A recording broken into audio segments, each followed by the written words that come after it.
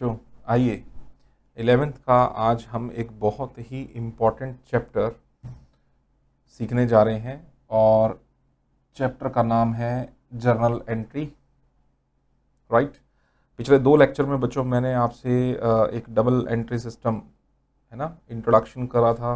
मैंने वहाँ पर आपको कुछ अकाउंटिंग क्लासिफिकेशन बताए और साथ में ये बताया कि rule of debit and credit है ना, 3 अकाउंट्स के बेसिस पे मैंने आपको रूल्स बताए डेबिट और क्रेडिट के। और बच्चों आज हम वो चैप्टर शुरू करने वाले हैं जिस चैप्टर के लिए हमने ये सारा काम किया, और वो चैप्टर का नाम बच्चे क्या है, जर्नल एंट्री। जैसा कि मैंने बताया आपके सिलेबस का सबसे इम्पॉर्टेंट चैप्टर है बच्चों जर्नल एंट्री। आइए आज शुरू करते हैं इसको, जर्नल एंट्री को। ठीक है बच्चों, मेरी बात सुने ध्यान से, बिल्कुल ध्यान से आप मेरी बात सुने। ये जो शब्द है फ्रेंच वर्ड जॉर, JOUR, जिसका मीनिंग होता है डेली के रिकॉर्ड्स बनाए जाते हैं जर्नल एंट्री के अंदर। ठीक है, यानी जो सी भी ट्रांजैक्शंस, जो भी बिजनेस ट्रांजैक्शन पूरे दिन में परफॉर्म की जाती हैं उनको डेली बेसिस पे जर्नल में लिखा जाता है, उसकी जर्नल एंट्रीज बनाई जाती हैं जिसके अपने कुछ स्पेसिफाइड रूल्स हैं, यानी रूल्स के बेसिस पे ही जर्नल को बनाया जाता है बच्चों। और आज हमने उन जर्नल एंट्रीज को बनाने का जो तरीका है वो सीखना है कि किस तरह से जर्नल एंट्रीज को बनाया जाता है। ठीक है बच्चे, आइए एक फॉर्मेट पहले मैं आपको बता दूं। ये आपका फॉर्मेट है बच्चे, फॉर्मेट ऑफ जर्नल। पहला column date, then particulars, LF, ledger, folio के, debit and credit. Ledger folio के बारे में मैं आपसे बाद में बात करूंगा, अभी आपको पता ही नहीं है लेजर क्या होता है। तो पेज नंबर होता है वैसे ये लेजर का पेज नंबर, पर अभी आपको लेजर ही नहीं पता क्या होता है तो लेजर फोलियो के पता लगाने का कोई मतलब नहीं निकलता, नॉन सेंस निकलती है बात, कोई सेंस नहीं है उसकी, अभी छोड़ दो। डेट के कॉलम में बच्चे डेट आएगी। मान लो आज की डेट है तो डेट के कॉलम में वो हमें फिलअप करना है।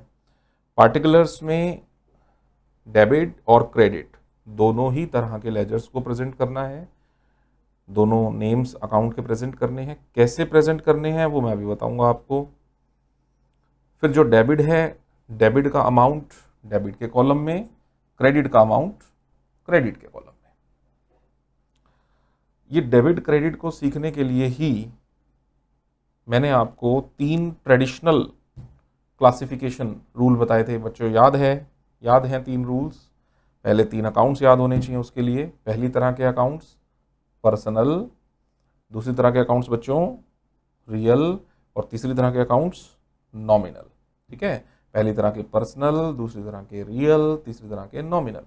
पर्सनल अकाउंट में rule debit the receiver credit the giver, debit the receiver credit the giver, debit the credit the ठीक है। रियल क्या पढ़ा था बच्चे, एसेट्स के account, debit what comes in credit what goes out, debit what comes in credit what goes out.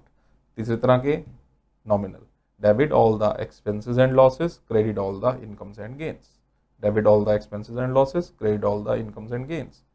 3 बच्चों, इन तीनों rules को हम बोलते हैं, ये ट्रेडिशनल क्लासिफिकेशन है रूल्स की, है ना। और मॉडर्न के हिसाब से अगर मैं बात करूं आपसे,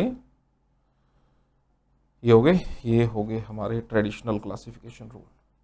अगर बच्चों मैं मॉडर्न के हिसाब से आप लोगों से बातचीत करूं अकाउंटिंग इक्वेशन के हिसाब से, तो 5 रूल्स में, 5 पार्ट्स में हमने इन रूल्स को क्लासिफाई कर देना है। एसेट्स के अकाउंट्स के रूल्स, लाइबिलिटीज पे, कैपिटल पे, रेवेन्यू पे और एक्सपेंसेस पे। आइए देखते हैं। एसेट्स पे रूल लगता है बेटा, assets accounts are debited to increase, means अगर एसेट्स इंक्रीज हो रही हैं तो हमें डेबिट करना है उसको, है ना। डेबिट टू इंक्रीज यानी एसेट का बढ़ना डेबिट, एसेट्स अगर डिक्रीज हो रही हैं तो बच्चे उसको क्रेडिट करना है, एसेट्स का घटना क्रेडिट, यानी assets accounts are debited to increase, credited to decrease, and the reverse rule will be followed on liabilities. Means liability अगर डिक्रीज हो रही हैं तो फिर डेबिट होगा, और अगर लाइबिलिटीज अगर इंक्रीज हो रही हैं तो फिर क्रेडिट होगा। यानी एसेट्स से बच्चों रिवर्स रूल आपका सीधा सीधा लाइबिलिटीज पे लगेगा, है ना। एसेट्स बढ़ती हैं तो डेबिट होती है, लाइबिलिटीज बढ़ती हैं तो क्रेडिट होती है। 2, उसके बाद बच्चे तीसरा रूल है कैपिटल पे। कैपिटल पे बिल्कुल वही रूल लगेगा हमारा जो लाइबिलिटीज पे लगेगा, क्योंकि आपको पढ़ाया है मैंने पहले भी कि लाइबिलिटीज भी बिजनेस की लाइबिलिटीज तो बिजनेस की लाइबिलिटीज हैं ही, लेकिन कैपिटल भी बिजनेस की लाइबिलिटी है, क्योंकि ऑनर की तरफ वो लाइबिलिटी है बिजनेस की कि ऑनर के पैसे वापस करने हैं। और मैंने ये भी बताया था आपको कि जो बाकी की लाइबिलिटीज हैं उनको एक्सटर्नल लाइबिलिटी कहा जाता है और कैपिटल को इंटरनल लाइबिलिटी कहा जाता है ना, क्योंकि बिजनेस के मालिक के पैसे वापस करने हैं, वो बिजनेस ने ही करने हैं। तो इसलिए सेम रूल, कैपिटल अगर बढ़ती है क्रेडिट, कैपिटल अगर घटती है डेबिट। 3, चौथा रूल बच्चे लगेगा रेवेन्यू पे। अगर रेवेन्यू इनकम, रेवेन्यूज अगर हमारे बढ़ रहे हैं तो क्रेडिट, रेवेन्यू अगर हमारे घट रहे हैं तो डेबिट।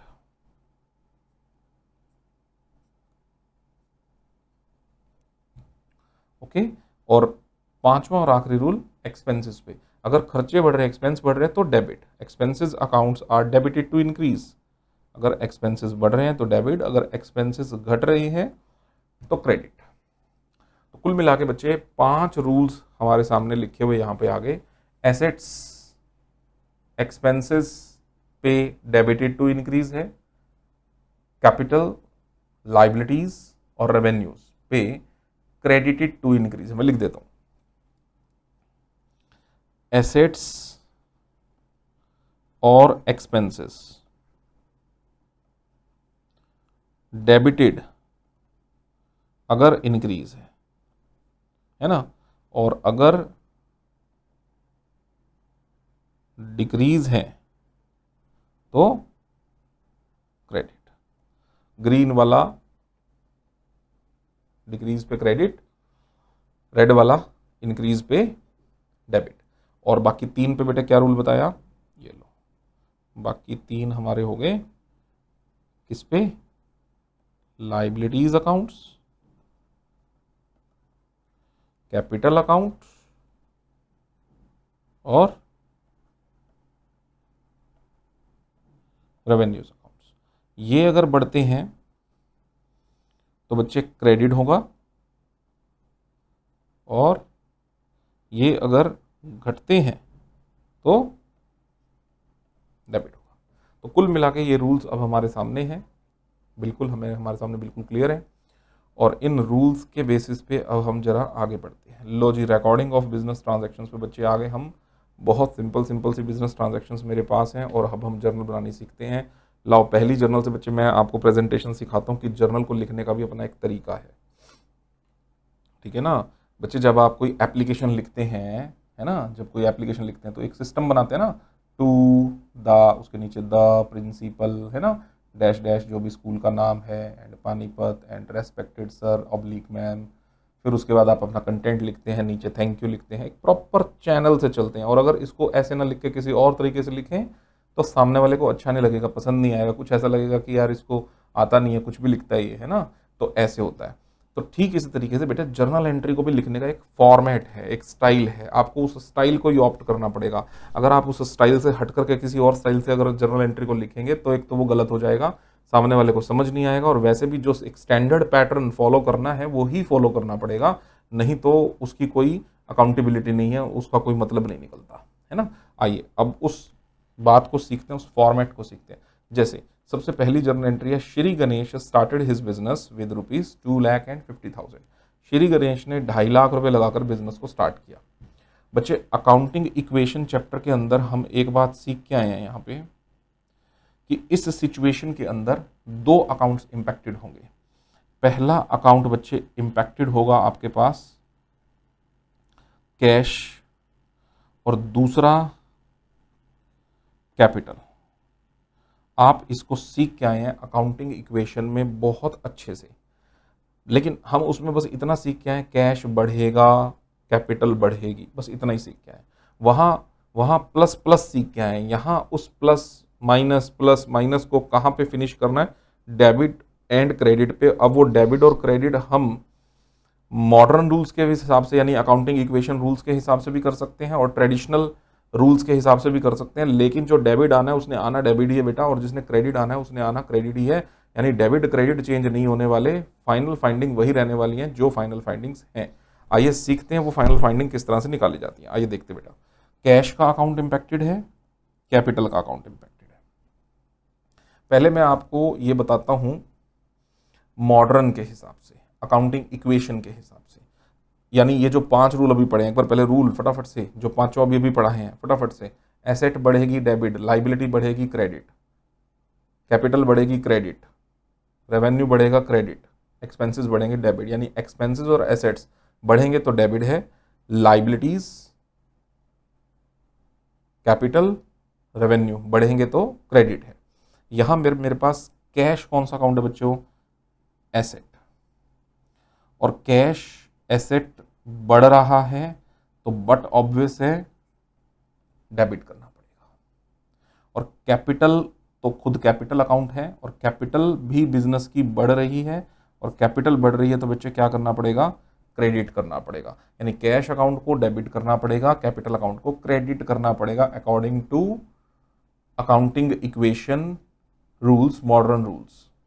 अब आप कहोगे सर दूसरे रूल्स के हिसाब से भी पिछले 2 लेक्चर्स में आपने 3 क्लासिफिकेशन भी करे हैं, है ना, हमने personal account, real account, nominal account वो भी पढ़े हैं सर, उसके हिसाब से बेटा, उसके हिसाब से ले लो, ये ग्रीन कलर की जो प्रेजेंटेशन मैं कर रहा हूँ ये उसके हिसाब से कर रहा हूँ।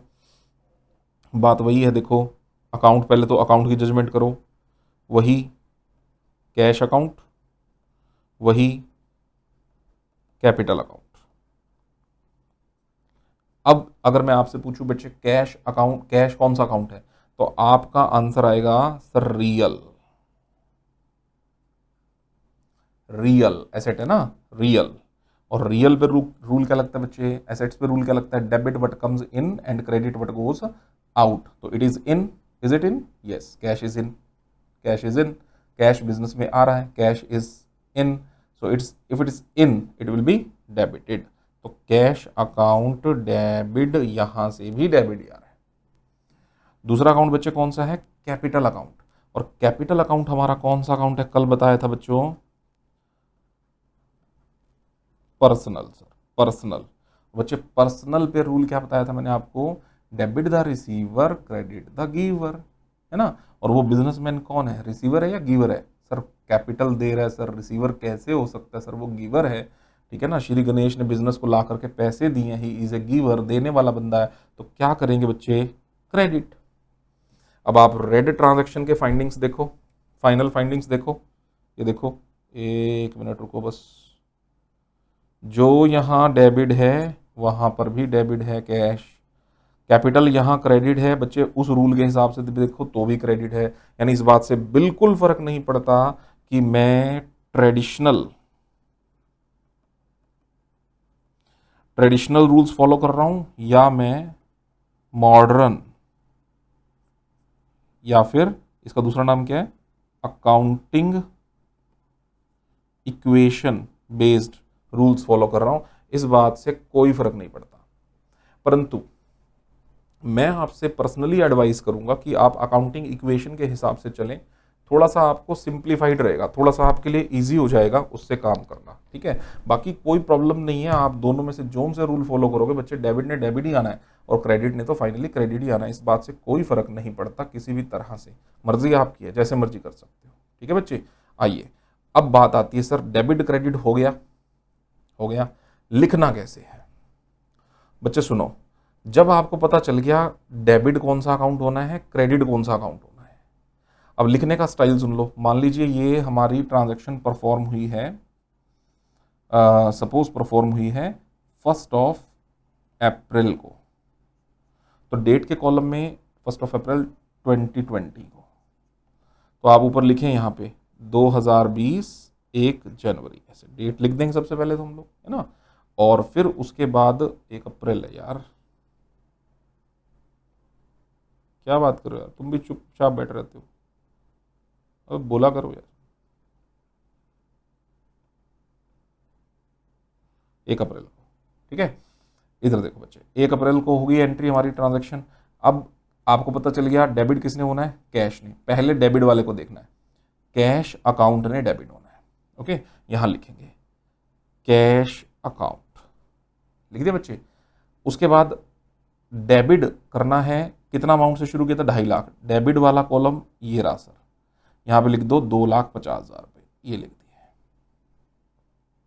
ठीक है। फिर पकड़ना है क्रेडिट कौन सा होना है, क्रेडिट क्या होना है बच्चे, कैपिटल। तो उसको उसकी नीचे वाली लाइन में लिखेंगे।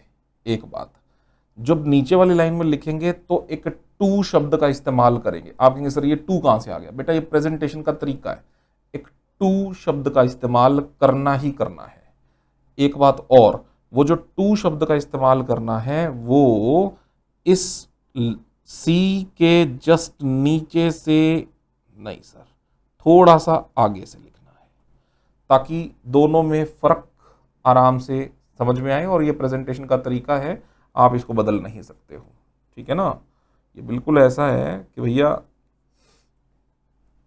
कोई प्रश्न पूछ ले कि यार ए को ऐसे ही क्यों लिखते हैं और बी को ऐसे ही क्यों लिखते हैं, तो भाई कोई जवाब नहीं है। जब ये इंग्लिश लैंग्वेज बनी तो ए को ऐसे लिख दिया गया, बी को ऐसे लिख दिया गया, है ना। अब इसके पीछे क्या, कुछ नहीं है, बस ऐसे ही कुछ रूल्स बने हुए हैं अकाउंट्स के अंदर। लैंग्वेज है, कुछ रूल्स बने हुए हैं, है ना। लैंग्वेज को बनाने के लिए कुछ एजम्पशन ली गई हैं, कुछ लिखने के स्टाइल को ऑप्ट किया गया है, तो ये वो स्टाइल है, आपको फॉलो ही करना पड़ेगा। तो सी के थोड़ा सा आगे लिखना है टू, ताकि प्रेजेंटेशन हमारी प्रॉपर बने, जिस प्रेजेंटेशन से जर्नल को बनाया जाता है। आगे क्रेडिट वाला अकाउंट का नाम लिख दो, कैपिटल अकाउंट, और फिर उसका भी वही अमाउंट होगा ऑब्वियसली, क्योंकि डेबिट और क्रेडिट तो बराबर होने हैं। तो क्रेडिट वाले कॉलम के नीचे 2.5 लाख रुपए लिख देंगे और बन गई जर्नल, खत्म, कुछ है ही नहीं, ये बन गई जर्नल एंट्री। और बच्चे एक यहाँ नरेशन भी लिखी जाती है, वो मैंने यहाँ लिखी तो नहीं है पर मैं लिख देता हूँ। नरेशन का मतलब होता है, ये जर्नल का मतलब क्या है, ये जर्नल किस चीज, कौन सी ट्रांजैक्शन को शो कर रही है। तो ये क्या शो कर रही है, कैपिटल इंट्रोड्यूस हुई थी, है ना। तो आप यहां पर एक छोटी सी लाइन लिख देंगे, being the business started with cash. लगभग ये वही बात लिखनी होती है जो हमें ट्रांजैक्शन के अंदर से ही मिल रही होती है, कि बीइंग या फॉर शब्द का इस्तेमाल यहां पर कर दिया जाता है और फिर हमारी जर्नल कंप्लीट हो जाती है। ये हमारी बन गई जर्नल एंट्री फर्स्ट वन, ठीक है बच्चे, बात समझ में आ गई। आइए और दूसरी बनाओ, purchased goods for cash. Purchased goods for cash, 40,000 रुपए की गुड्स खरीदी हैं कैश में। तो सबसे पहले वही वाली बात है, कौन से दो लेजर्स, कौन से दो अकाउंट्स इंपैक्टेड होंगे, सबसे पहले तो यही देखना है। परचेज गुड्स फॉर कैश, बच्चे पहला वाला सर परचेज अकाउंट, सर दूसरे वाला बच्चे सर कैश। बात वही है, चाहे आप ट्रेडिशनल कर लो चाहे मॉडर्न कर लो, मैं दोनों से बता रहा हूँ, कुछ ट्रांजैक्शन दोनों से बता रहा हूँ, फिर आपको जो अच्छा लगे उसको कंटिन्यू कर लेना। वैसा है ना, आपको तो जर्नल बनानी है पेपर के अंदर, तो आपसे कोई पूछने वाला थोड़ा है कि भाई डेबिट तेरे को क्या मन में आया जो तूने डेबिट लिखा, है ना। बट हाँ, अकाउंटेंसी आपको क्लियर होनी चाहिए, तो रूल्स आपको दोनों ही आने चाहिए सीखने के लिए। तो पहले मॉडर्न करते हैं। परचेज अकाउंट कौन सा अकाउंट है जी, खर्चे हैं, एक्सपेंस हैं, एक्सपेंस बढ़ रहे हैं बिजनेस के, तो क्या करें, डेबिट, मॉडर्न के हिसाब से। और कैश अकाउंट कौन सा अकाउंट है बच्चे, एसेट अकाउंट है, एसेट्स बढ़ रही हैं। क्या किया मैंने कि एसेट की बढ़ रही हैं यार, एसेट घट रही हैं, फिर चुप होकर बैठ गए हो तुम यार, बोला करो, हैं एसेट घट रही है यार, कैश जा रहा है बिजनेस से ना। परचेज गुड्स फॉर कैश 40,000, आपने एसेट्स ये परचेजेस करिए, पैसे तो जाएंगे, पैसे जाएंगे, एसेट कम होगी, एसेट कम होगी तो क्या करें, क्रेडिट करें। लो जी, डेबिट क्रेडिट मिल गए। और अगर आप कहते हैं नहीं सर नहीं, ट्रेडिशनल से कराओ, इतनी मेहनत कर रखी है ट्रेडिशनल पे, आप मॉडर्न से चले जा रहे हो, लो फिर परचेज अकाउंट, ये लो, मैं इसको रेड से कर रहा हूँ। परचेज अकाउंट कौन सा अकाउंट है, nominal debit all the expenses and losses. What is this is debited, expenses हैं, ये लो debit all the expenses and losses. और बच्चे कैश अकाउंट कौन सा अकाउंट है, sir real rule, debit in credit out, cash क्या हो रहा है आउट, क्या करें क्रेडिट, लो वहां से भी क्रेडिट ही निकल रहा था कैश, फाइनली क्रेडिट है। परचेज ने डेबिट ही होना था तो बच्चे डेबिट ही है, कोई फर्क नहीं पड़ता इससे कि क्या कुछ है। परचेज ने डेबिट होना था, डेबिट ही है। कैश ने क्रेडिट होना था, क्रेडिट ही है। खत्म हो गई बात, कुछ है ही नहीं है। आगे चलो, थर्ड ट्रांजेक्शन बच्चे, सोल्ड गुड्स फॉर कैश ₹48,000। हमने गुड्स को सेल किया है नगद में 48,000 रुपये में। बेटा कौन से दो अकाउंट, पहला वाला और दूसरे वाला? हाँ जी, पहले वाला कुछ भी कह दो, कैश, पहला कैश है। आपको सर पहला मेरे को तो सेल करना है। बेटे जर्नल एंट्री लिखते हो तो पहले वाले का डेबिट वाला ही लिखना पड़ेगा ना, यहाँ तो हमने सोचना है बस, है ना। तो सोचने के लिए जो मर्जी लिख लो। तो पहला कैश हो गया, दूसरा गुड सेल करिए तो सेल अकाउंट। कैश एसेट बढ़ रही है बच्चे, क्या लिखेंगे हम इसको, डेबिट। और सेल रेवेन्यू बढ़ रहा है, क्या करें, क्रेडिट। अगर आपने मॉडर्न के ट्रेडिशनल के हिसाब से करना है, वहाँ से भी यही निकलेगा। मैं बार बार बोल रहा हूँ, डेबिट क्रेडिट ही निकलेगा। जो डेबिट है वो डेबिट ही निकलेगा, जो क्रेडिट है वो क्रेडिट ही निकलेगा। और अगर आपने ये वाला करना है तो ये कर लो, जैसे इच्छा है वैसे कर सकते हो। तो फाइनली कैश ने डेबिट ही होना है, सेल ने क्रेडिट ही होना है, और जर्नल एंट्री आपकी बन गई, खत्म है। Fourth, purchase goods from Ram ₹6,000। Ram से गुड्स परचेज करी है 6,000 रुपये की। बेटा गुड्स परचेज करी है ना, तो पहला अकाउंट कौन सा लगता है, परचेज। स्टॉक भूल जाओ, मैं बार बार बोलता हूं आपको, स्टॉक भूल जाओ। गुड्स के लिए अकाउंटिंग इक्वेशन में हम स्टॉक वर्ड यूज कर लेते थे, ठीक है। लेकिन जर्नल एंट्री के अंदर परचेज कर रहे हैं तो परचेज, सेल कर रहे हैं, गुड्स सेल कर रहे हैं तो सेल, खरीदा हुआ माल वापस कर रहे हैं, परचेज का रिटर्न, बेचा हुआ माल वापस ले रहे हैं, सेल का रिटर्न। ये अकाउंटिंग ध्यान रखनी है आपको। तो परचेज गुड्स फ्रॉम राम 6,000 बच्चे, एक अकाउंट इंपैक्ट हो गया आपका परचेज, और दूसरा अकाउंट आपका इंपैक्ट हो गया यहां पर राम। तो परचेज अकाउंट एक्सपेंसेस बढ़ रहे हैं, परचेज करेंगे चीज को, खर्चा बढ़ेगा, परचेज करेंगे खर्चा बढ़ेगा, तो सर क्या करेंगे बच्चे, डेबिट कर देंगे सर फिर हम। और राम जो है वो क्या है, परचेज गुड्स फ्रॉम राम, उधारा। नगद जब तक नहीं लिखा जाता बेटे तब तक, देखो पार्टी नेम आ गया ना यहाँ पर, ये देखो मेरी बात समझना, पार्टी नेम आ गया, कैश दिया हुआ नहीं है। अगर कैश दिया हुआ होता तो पार्टी नेम को इग्नोर करते, हम कहते हैं ये ट्रांजैक्शन कैश में है। मेरी बात को बच्चे ध्यान से सुनना। अगर यहां लिखा होता purchase goods from Ram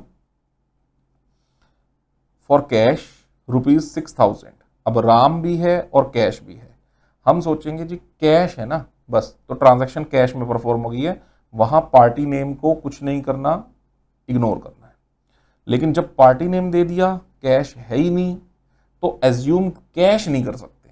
assume क्या करना पड़ेगा, ये ट्रांजैक्शन उधार में ही परफॉर्म की गई है, यानी राम जो है मेरे बिजनेस का बन गया। कौन कौन कौन कौन, जिससे हम सामान खरीदते हैं उधारा, वो बंदा हमारे बिजनेस का कौन बनता है बच्चे, लेनदार। लेनदार मतलब राम कौन बन गया यहाँ पर, क्रेडिटर। लो पहले तो मैं लिख दूं यहाँ पे, राम बन गया हमारे बिजनेस का क्रेडिटर।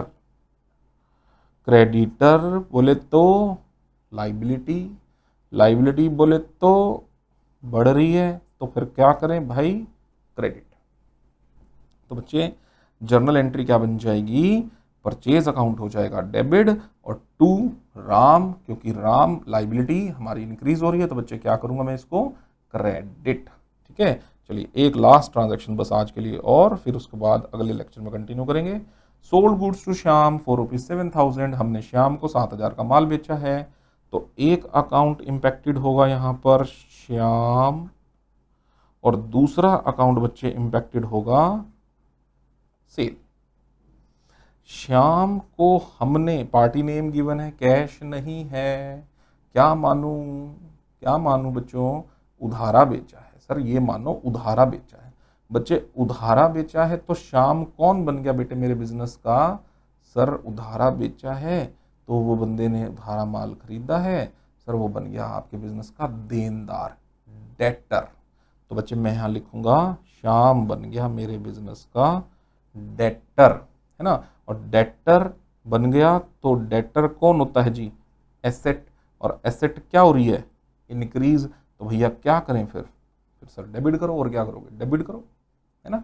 तो श्याम नाम की एसेट इंक्रीज हो रही है, तो assets accounts are debited to increase. और सेल कौन सा अकाउंट है? रेवेन्यू। रेवेन्यू क्या हो रहे हैं?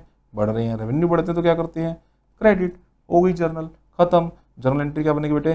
श्याम अकाउंट डेबिट कर दो और सेल अकाउंट कर दो क्रेडिट। तो लिख दिया Shyam account debit to sale. आसान है। ठीक है बच्चे, तो इस लेक्चर में हमने रूल सीख लिए अच्छे भले जर्नल के, ट्रेडिशनल भी सीख ली है, मॉडर्न भी सीख ली है, जर्नल कैसे बनाई जाती है वो सीख लिया, और 5 स्टाइल की जर्नल भी सीख ली है। अगले लेक्चर में और स्टाइल्स को ऑप्ट करेंगे और कंटिन्यू करेंगे इस चैप्टर को आगे। ओके बच्चे, till then take care and good bye.